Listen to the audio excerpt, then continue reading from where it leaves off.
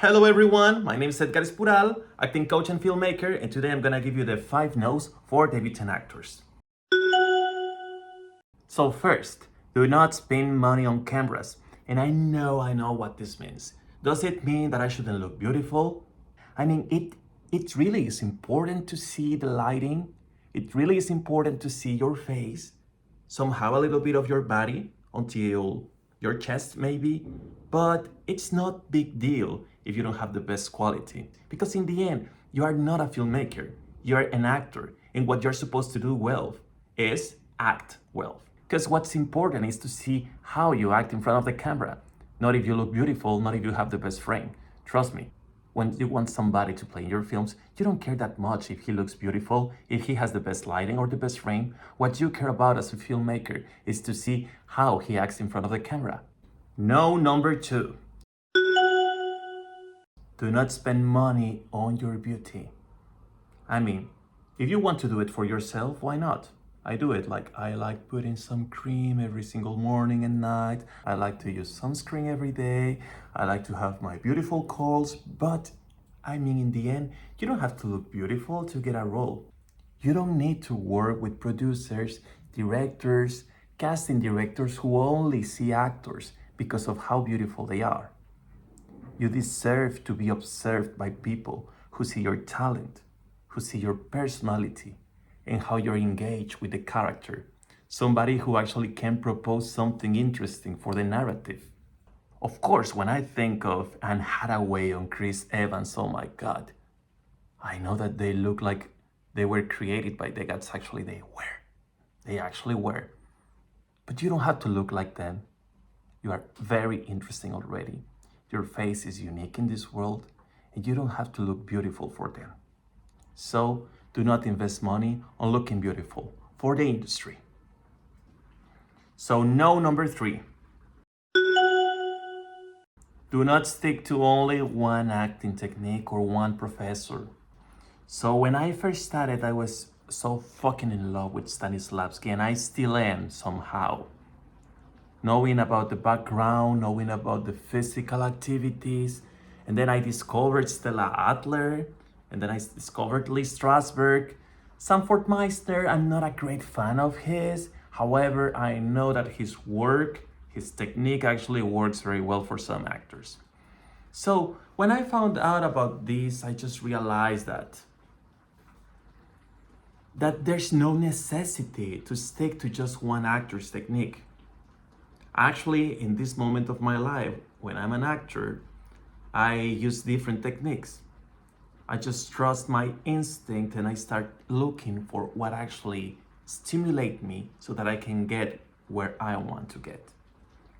Every single process is different, and the more tools you have, the better it will get to actually master the scene that you gotta work on. For some actors, having a background just like me, I love backgrounds. Well, it helps you actually visualize a character and know how he will react to something because they know already what happened before. They know all of the reasons that surround them. There's no place for doubt for those actors. For me, it's just about like knowing, creating the background, and then in the moment, just forget about it. But for some other actors, it can be actually the opposite. So I have to tell you, there's no one technique that helps actors. There's no one single way of acting. There are actually many, many ways. And you don't have to commit to only one of them, because if you do that, you actually might lose some flexibility, the ability to listen, to look at a place where the director tells you to look. That's actually acting too. Those are things that you learn by experience. And being open to different techniques will always help you get better in your craft. There will be moments that you will say, I'm gonna do this and I'm gonna do that.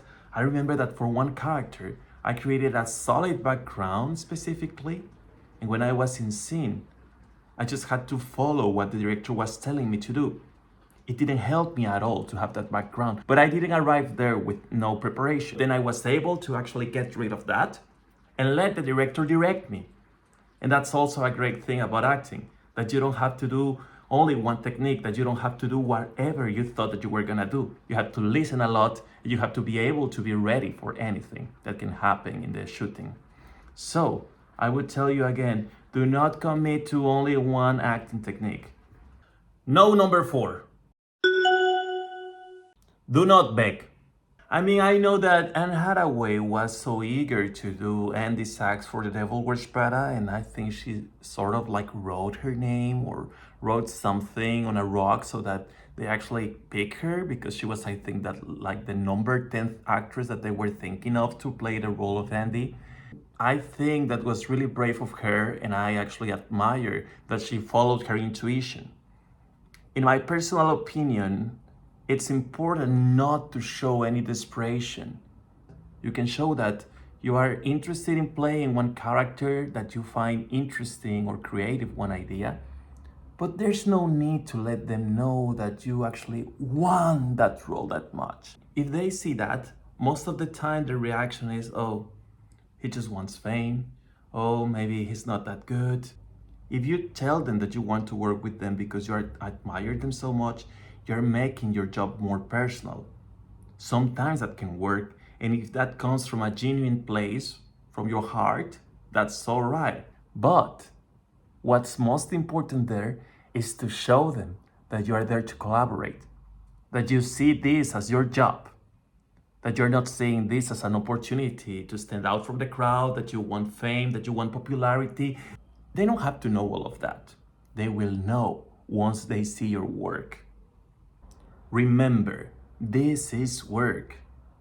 And the more you show yourself as a person who wants to work, the more seriously they will take you. And we just got to no, number 5. Do not give up on your dream. Oh, honey, when I first started doing castings, I remember I thought I was gonna make it so easily. I thought that my technique was great, and maybe it was. I don't think so, but maybe it was. But trust me, most of the time, you don't get picked not because of your talent. Sometimes you just don't get picked because of things that you cannot control. Maybe they were looking for another profile. Maybe your personality doesn't actually fit the character's personality. It has to do with a lot of things. Sometimes you don't get picked because somebody else's profile is better than yours, and maybe you could be a better actor than them, but in the end, you cannot do anything about it. There are many, many, many things that you cannot control in this business. So do not give up on your dream. You didn't get picked for 1 or 2 or 3 or 50 roles. And in this point, it's really important that you ask yourself, why am I doing this? Am I doing this because I want recognition, because I want to be popular, or because I love the art of creating characters? You connect with the character in a way that you would never connect with anyone else.